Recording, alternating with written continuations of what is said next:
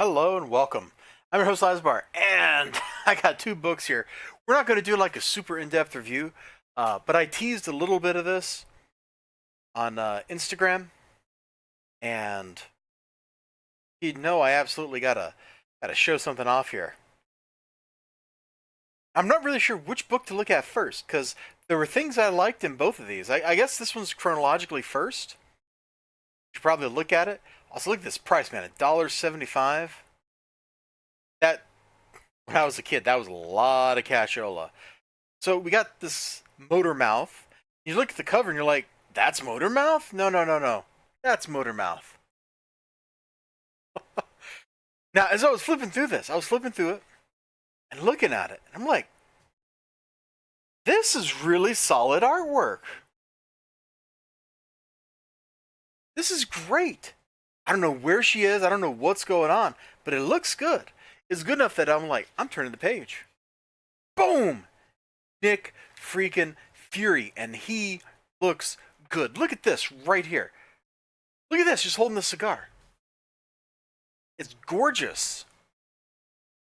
I'm like, holy crap! Who did this book? Who worked on it? Who?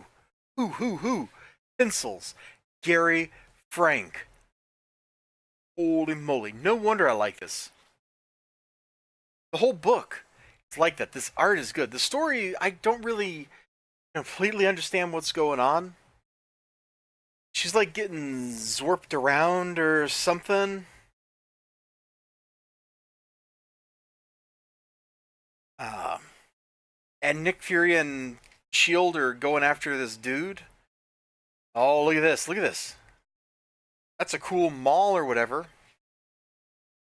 So she immediately starts getting into some trouble. You know, as you do, as you do. And every panel just looks good. And now we got this dude, and I don't really understand it. Is he just an idiot? Because it seems like he's an idiot. Anyway, he wrecks some shield dudes. He absolutely just ruins them. It ain't even a fight. It ain't a contest. And the art here is kind of stereotypical 90s. Like, this is just kind of what you expected, like a comic book to look like after Rob Liefeld and Cable and all that. Like, you expect this big, page-filling dude with giant bulging muscles. There he is. His name's apparently Kill Power. And the thing that really just kind of stuck with me is, yeah, it's this page. He's escaping and he's kidnapped one of the agents. And I'm guessing this is like his employer, the bad guy. Hey, don't think. You can't bring her home. And he just drops her. He just drops her. What? She doesn't even die in the fight?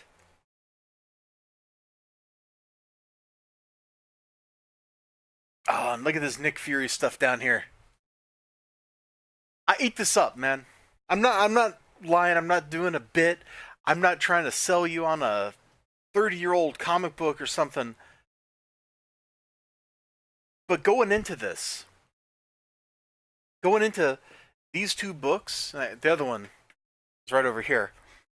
I had no idea about Marvel UK comics. And reading this, I'm like, holy crap. The writing doesn't really engage me that much. I mean, this is such a shocker, though.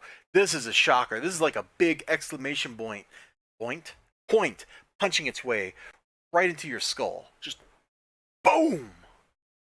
I guess if I really wanted to do that, I'd do something like here's the dot. Boom. Anyway, it. Oh, I don't know that comic books today. I can English, I swear.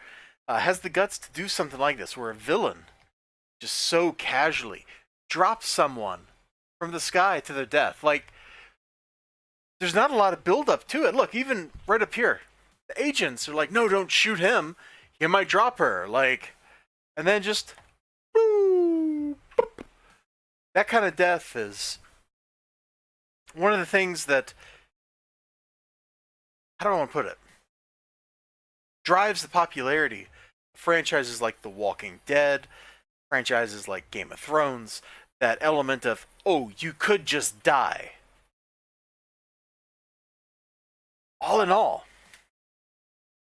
I am super surprised at not only just how much I liked Motormouth #2, even though I don't know what's going on, I don't know who the characters are, but it was fun. And the art, it was like I was just spooning like joy into my eyes.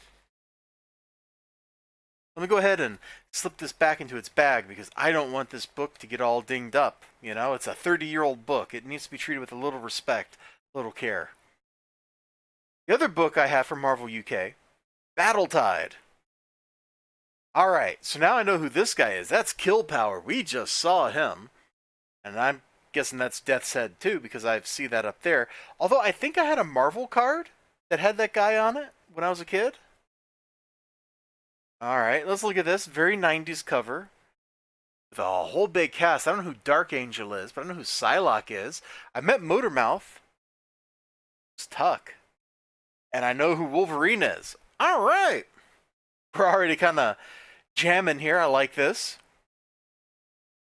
Very 90s cover. You got dudes punching each other, even though they've one's got like crazy claws and the other has a gun. It's alright. It's alright. It's a little exaggerated, a little Liefeldian, but it's okay. Wait a minute. Tag Team Wrestling Intergalactic Style? What? Oh, sadly, this is just the first issue. So we get like the intro, like, there is the arena. And that's really all you need to take away from that cool space page. And now, I posted this on Instagram. This is about as 90s as you can possibly get. It's a vertical layout. It's heavy metal. It's extreme. There's blood. Somebody's been like ripped in half. Somebody else is getting crunched. Terrible. The fighting continues on the next page. We get some hot makeouts. That's in the arena. This dude comes over here to hire Death's Head. Right there. I almost yawned in the middle of that. Why? Kill Power, of course. And Death's Head beats up the monks he's hanging out with. Oh, look, there's Kill Power. What? Hold on, okay. Coming back out of the bag. Hold on.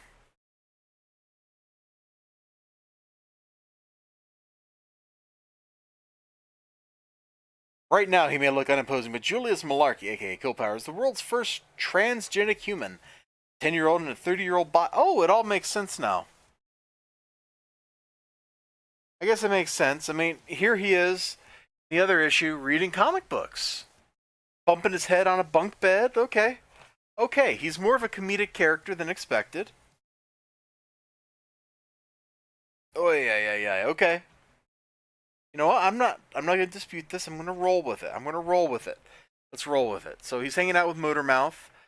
And naturally, Death's Head shows up at the beach. And naturally, they have a fight. Meanwhile, Wolverine over here is climbing a mountain in Utah with Psylocke, and they both get kidnapped.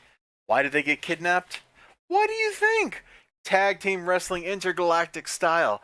Now, as I was reading this, I was like, man, this book's moving. It's hitting like story beats pretty quickly, pretty reliably. It's very well paced. I'm like, huh.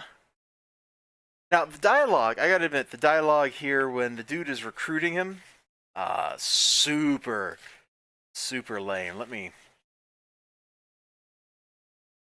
find the exact bit I want to cover, because this seems stupid.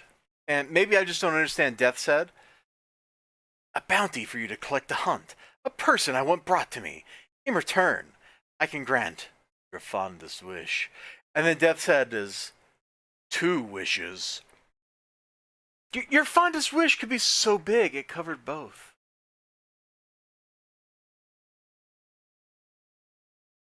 I don't know, that just seems weird. And he's got this glint in his eye, and that just seems strange. But otherwise, this whole sequence here also just feels weird. And I think it's kind of just unfamiliarity with the character. Then we get the Wolverine climbing stuff, and I'm like, yeah, you know what? I'm back on board with this. And you get to this panel, and then you get the Vanish on top of the hill. Whew. What the? Ah! Good panel. Oh, so I can only imagine issues 2, issues 3, issue 4 is the intergalactic alien space wrestling battle. I am so down with that. If you have been hanging out on my channel, you've seen me. Hopefully, if you haven't, you should go look it up. See me talk about Invasion from Planet WrestleTopia. I swear I can English, and I've reviewed that. I really enjoyed that. It's space wrestling. What more do you want in your life? I don't know. I don't know. What I do know is I need to go. I need to go to bed. And I hope you all have a great day. Remember to like, comment, subscribe. I'm going to do kind of a silly video tomorrow, and probably another comic book review. Although tomorrow has come today. So there you go. Well, let's get them both back out here. Look at this glorious 90s stuff, man. I gotta tell you, I was so surprised at just how much I liked these books. They were both just fun. This is what I remember comic books being like. Like, you open the book up, and you may not have any idea who the characters are or what's going on, but it didn't take long to catch up because the themes and archetypes were kind of general. So you could be like, this is a bad guy, this is a good guy, this is a cop, this is a secret agent. You know? That story beat in Motormouth of just dropping the shield agent was just, I didn't see it coming. I didn't see it coming. I really didn't. Have a great one, and bye-bye.